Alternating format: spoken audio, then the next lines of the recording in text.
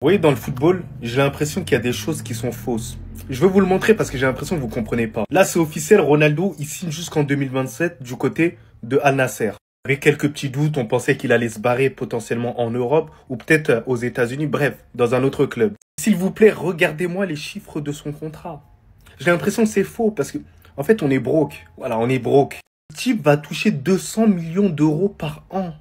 200 millions d'euros par an. S'il te plaît, Cristiano Ronaldo, juste 1 million. 1 million et je suis plus jamais pauvre. Plus jamais. 400 millions d'euros sur 2 ans. Le type, il est milliardaire. Genre, il est milliardaire. Qui correspond par mois 16 millions d'euros. 16 millions d'euros par mois. 3 millions d'euros par semaine. Mais les gars, mais c'est du jamais vu. En fait, c'est du jamais vu. Je deviens fou. 555 000 euros par jour. 23 000 euros par heure seulement. À la minute, il touche 386 euros. Il y en a, ils touchent pas à ça à la bourse. Ils touchent ça, vas-y. Par seconde, il peut s'acheter un grec. Par seconde.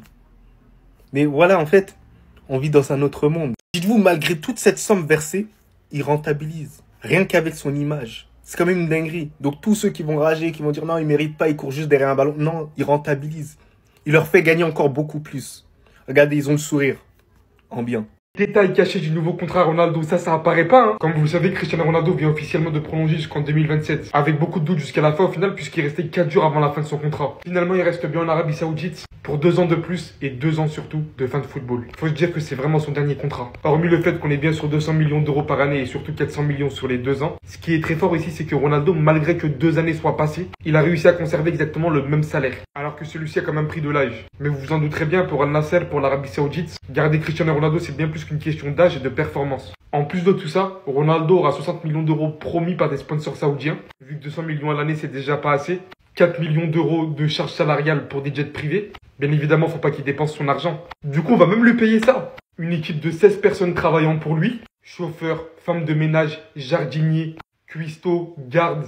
Tout ça, bien évidemment, encore payé par Al Nassr. Et vu que c'est pas assez, on va aussi lui donner 15% des parts d'Al Nassr.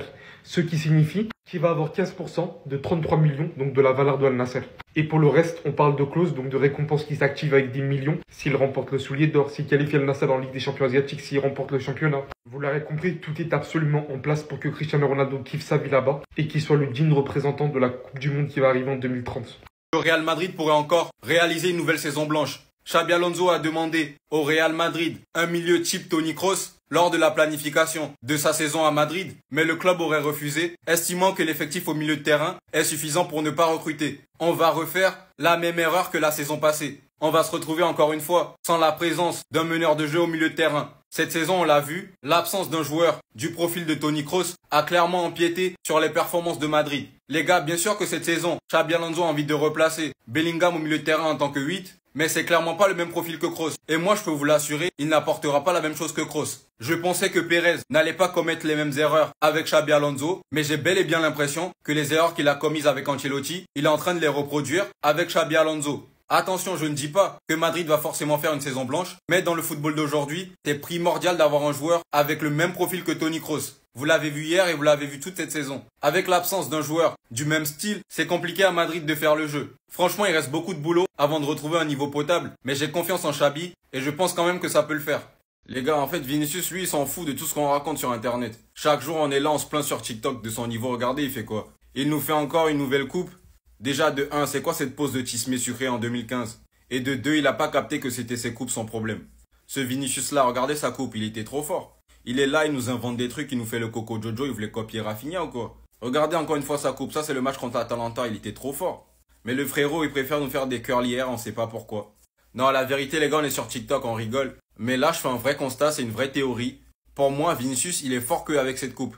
En 2019, il se défrisait les cheveux et il était complètement éclaté au sol. Regardez aussi cette coupe de fou, éclaté au sol encore une fois. Le match contre Al Hilal où des Barcelonais se sont permis de faire des montages sur son front. Encore une fois, il a été nul et il était sous Coco Jojo. Et cette fois, on a droit au curly hier, les gars. Je me demande bien, on aura quoi comme surprise cette fois?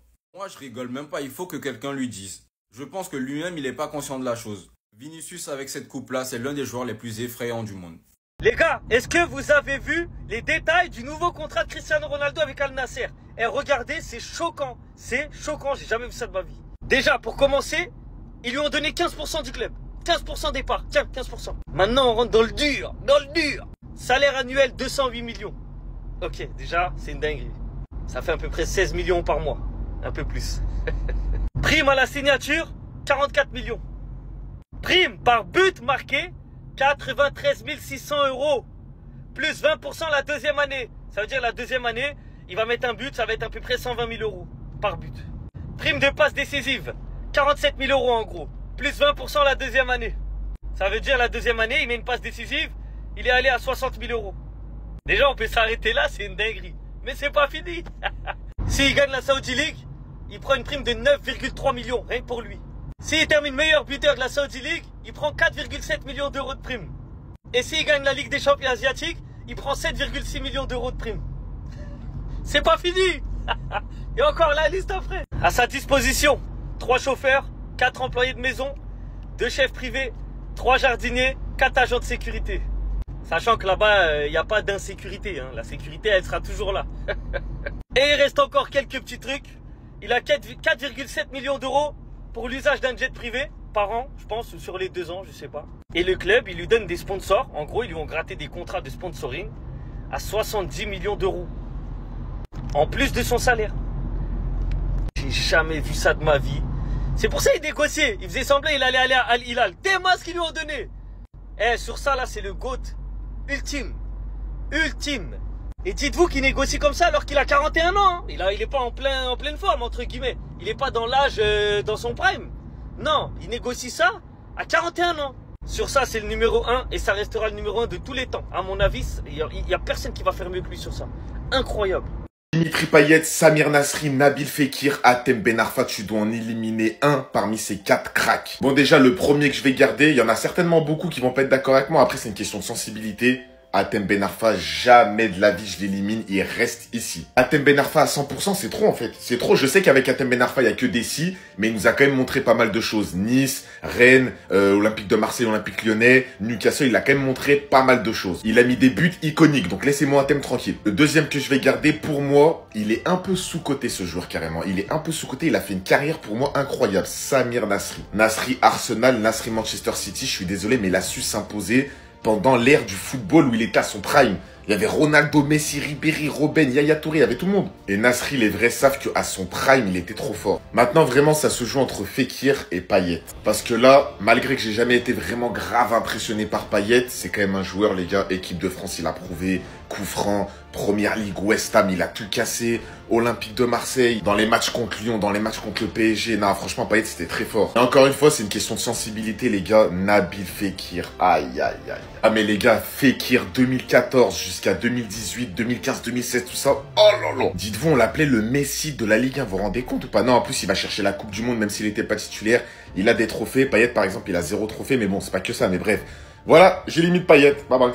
En fait, je vous jure, Cristiano Ronaldo, il est pas respecté dans le football. Non, il y a trop de personnes qui le respectent pas. Les 10 meilleurs joueurs de l'histoire selon IFFHS. Premier Messi, deuxième Pelé, troisième Maradona, quatrième Cristiano Ronaldo. Vous pouvez me dire tout ce que vous voulez, c'est une dinguerie. Sachant qu'il y a même des gens qui mettent R9 devant, Zidane devant, parce qu'ils te disent CR7, c'est pas un génie. Il y en a même, ils mettent Ronaldinho devant. Au bout d'un moment, c'est quand que vous allez commencer à le respecter un minimum. Que tu mettes Messi en 1, il n'y a pas de souci. Je le mets en 1, Messi. Pour moi, c'est le meilleur joueur de l'histoire. Mais je m'en contrefous la deuxième place ou la première place, parce qu'il y en a, ils le mettent premier. Elle doit revenir obligatoirement à Cristiano Ronaldo. Viens pas me parler de Pelé, viens pas me parler de Maradona avec tout le respect que j'ai pour eux. Au bout d'un moment, les exploits qu'il a fait, les records qu'il a fait, les grands matchs, les grands rendez-vous, les buts qu'il a mis, les coups francs, tous les trucs qu'il a fait, tu vas me dire juste parce que il n'a pas gagné la Coupe du Monde, c'est moins une légende que les autres? Bah non, je suis désolé, non. Dans le football, il n'y a pas que la Coupe du Monde. Ça peut être un argument pour un mec qui a tout gagné comme Messi. Tu lui rajoutes la Coupe du Monde, c'est incroyable. Mais pour un mec qui a 5 ballons d'or, 5 Ligues des Champions,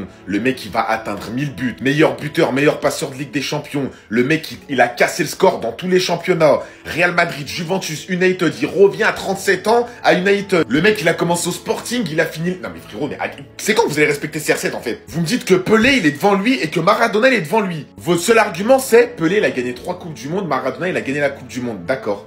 Alors moi, j'ai mes arguments pour Cristiano Ronaldo. Et moi, je suis désolé, mais si on regroupe tout ce qu'il a fait, c'est deuxième ou premier, j'en ai rien à faire.